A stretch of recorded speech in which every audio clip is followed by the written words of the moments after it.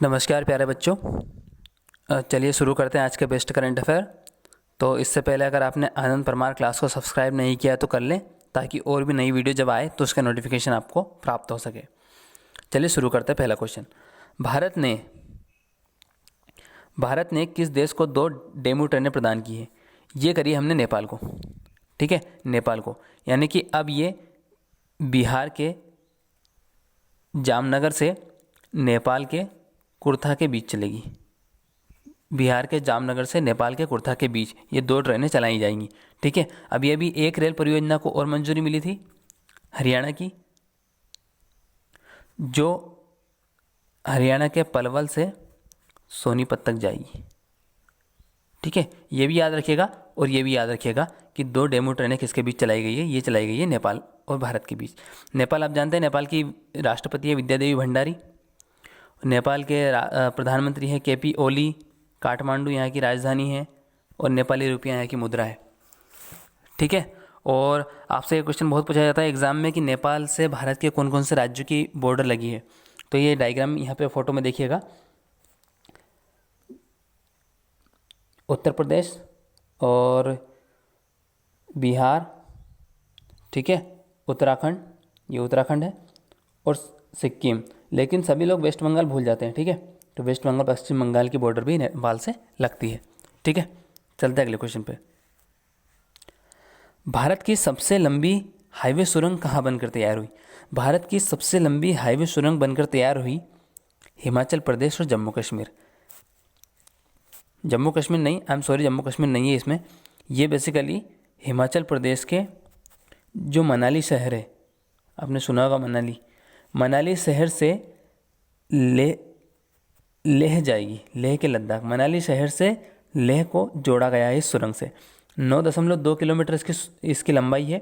विश्व की सबसे लंबी सुरंग है ये। ठीक है, और ये अटल बिहारी वाजपेयी ने सन 2000 में इसकी स्थापना करी थी। सन 2000 से बनना शुरू हुई थी और अब ये पूरी हुई है। अब नरेंद्र मोदी इसका उद्घाटन करेंगे।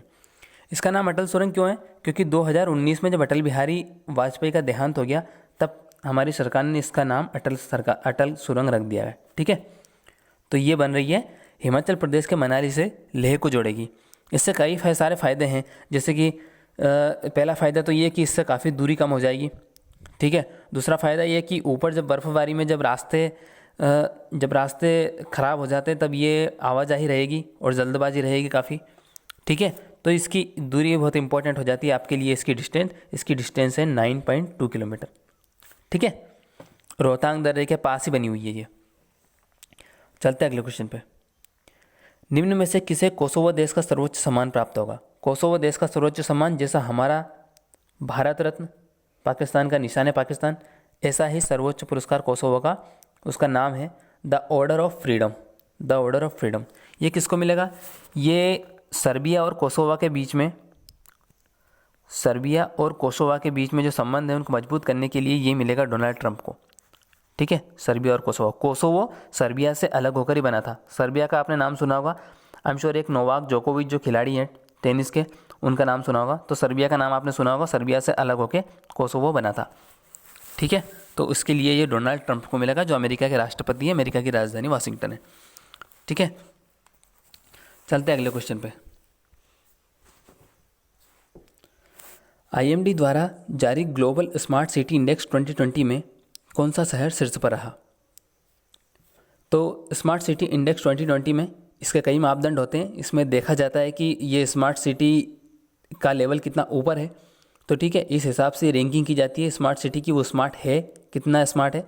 तो इसमें सबसे फर्स्ट पे तो जो आया है वो है सिंगापुर सिटी आया है। सिंगापुर ऑल वर्ल्ड में सबसे स्मार्ट सिटी। ठीक है, तो इसमें आपसे सिंगापुर पूछ सकते हैं। टोटल 109 शहर को रैंकिंग की गई थी। उनमें से भारत का टॉप पे आया है वो है हैदराबाद, 85 नंबर पे। ठीक है, ओवरऑल 85 नंबर पे है, लेकिन भारत का पहला राज्य है।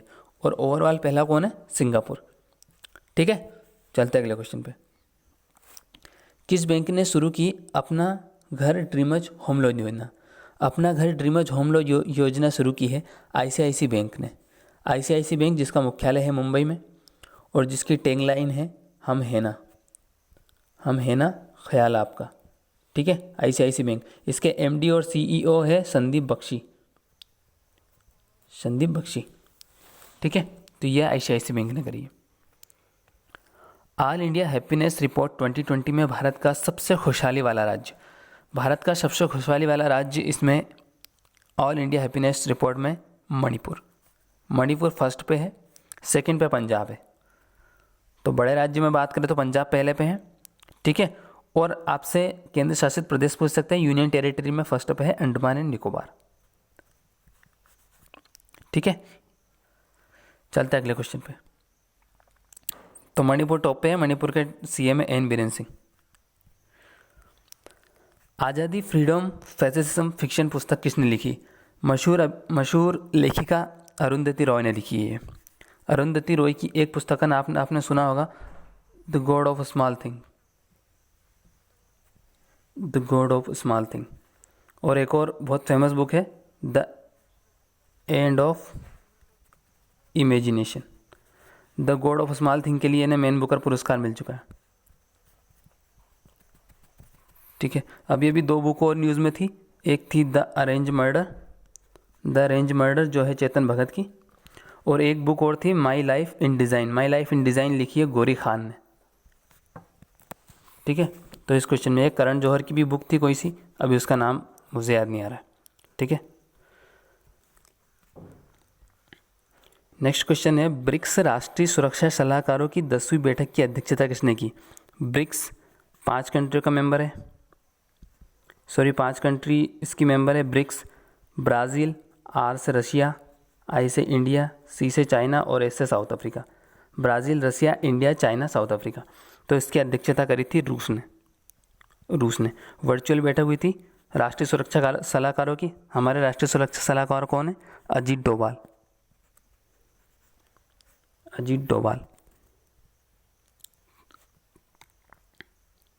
तो ये थे आज के बेस्ट करंट अफेयर। वीडियो कैसा लगा कमेंट में बताइएगा, लाइक करें, सब्सक्राइब करें। ठीक है, आनंद परमार क्लासेस और भी हम ऐसी ही वीडियो आपके लिए लाते रहेंगे।